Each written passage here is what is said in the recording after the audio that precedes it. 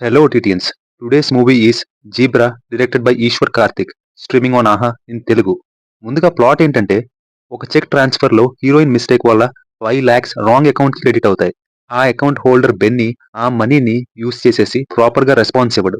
మన hero Satyadev heroine కి help చేయడానికి ఆ అకౌంట్ నుండి డబ్బుని రాంగ్ వేలో ఎలా రిట్రీవ్ చేశాడు, ఆ 5 lakhs రిట్రీవ్ చేయడం వల్ల ఇంకొక 5 crore స్కామ్ లో ఎలా ఇరుక్కున్నాడు, ఆ 5 crore కి లింక్ అయిన 800 crore డీల్ బిజినెస్ ఏంటి అనేది మీరు మూవీలో చూడొచ్చు.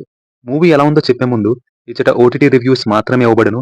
సో అఖిల భారత ఓటీటీ సభ్యులందరూ సబ్స్క్రైబ్ చేసుకోవాల్సిందిగా మనవి.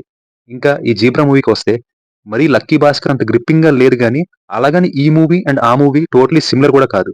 రెండు బ్యాంకింగ్ సెక్టర్ సంబంధించినవి అంతే. అండ్ ఇంటర్వల్ ముందు ఆ 100 crore ఫిగర్ గురించి ఒకటి వస్తుంది. తప్ప స్టోరీస్ పరంగా, అప్రోచ్ పరంగా, క్యారెక్టర్స్ పరంగా టోటలీ డిఫరెంట్. పర్వాలేదు, ఒకసారి చూడొచ్చు అనిపించింది. ఎండింగ్ కి వెళ్లే కొద్దీ కొంచెం డిసెంగేజ్ చేసిన ఇనీషియల్ ప్రొసీడింగ్స్, బ్యాంకింగ్ సెక్టర్ లో ఉండే లూప్ హోల్స్, డీసెంట్ ట్విస్ట్ తో you can give it a try అనిపించింది. కొంచెం ఎలాబొరేట్ రివ్యూలోకి వెళ్తే బ్యాంకింగ్ సిస్టమ్ లో ఆర్బీఐ ఎన్ని రూల్స్ ఇంపోజ్ చేసినా ఆ రూల్స్ ని బ్రేక్ చేసే లూప్ హోల్స్ ఏంటో ఈ మూవీలో చాలా క్లియర్ గా చూపించారు. చెక్స్ ట్రాన్స్ఫర్ ప్రాసెస్ లో ఎలాంటి మిస్టేక్స్ జరగవచ్చు, చాలా రోజులుగా ట్రాన్సాక్షన్స్ లేకుండా ఉన్న ఎన్ఆర్ఐ డార్మెంట్ అకౌంట్స్ అండ్ అలాగే డిసీజ్డ్ అకౌంట్స్ ని ఎలా మిస్యూజ్ చేయొచ్చు లాంటి పాయింట్స్ తో ఫస్ట్ 40 minutes ఇంట్రెస్టింగ్ గా వెళ్తుంది.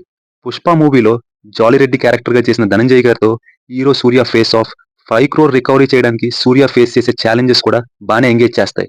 బట్ ధనంజయ్ గారి బ్యాక్గ్రౌండ్ స్టోరీ మధ్యలో తీసుకుని వచ్చి ఓరు ఫైట్, ఓరు సాంగ్, ఓరు బిల్డప్ స్లో మోషన్ పెట్టేసి కంప్లీట్ గా మూవీ ఫ్లోని డిస్టర్బ్ చేసి పాడేశారు. ఆ సీక్వెన్సెస్ ని ఈజీగా అవాయిడ్ చేయొచ్చు. హీరో ఫ్రెండ్ గా చేసిన సత్య పోర్షన్స్ మరీ మత్తు వదలరా రేంజ్ లో ఉండవు కానీ మూవీ సెకండ్ హాఫ్ లో వచ్చే కొన్ని ఫన్ సీక్వెన్సెస్ వరకు బాగానే క్లిక్ అవుతాయి. చివరికి 5 crore కోసం చేసిన అన్ని ప్లాన్స్ ఫెయిల్ అవుతాయి. లాస్ట్ ఆప్షన్ గా వాల్ట్ ని టార్గెట్ చేసి సత్యదేవ్ ఒక ప్లాన్ చేస్తాడు. ఆ plan implementation and execution gripping గానే తీసుకువెళ్లారు, విత్ ప్రాపర్ కాన్ఫ్లిక్ట్ అండ్ లోపలికి వెళ్ళాక ట్విస్ట్ తో.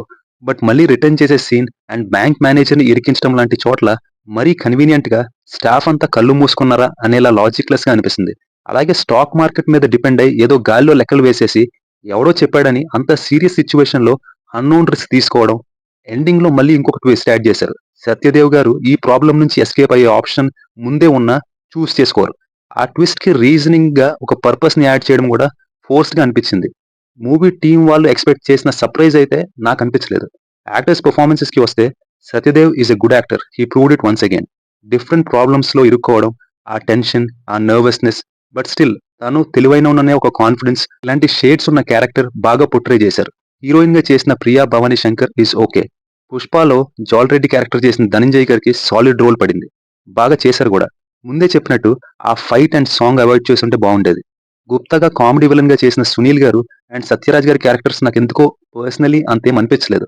బీజిఎం అంత పర్టికులర్ గా ఏం రిజిస్టర్ అవ్వలేదు. ఒక 20 minutes వరకు మూవీ ఈజీగా ట్రిమ్ చేయొచ్చు అనిపించింది. అప్పుడు ఈ movie watching experience without a doubt ఇంకా చాలా బెటర్ గా ఉండేది.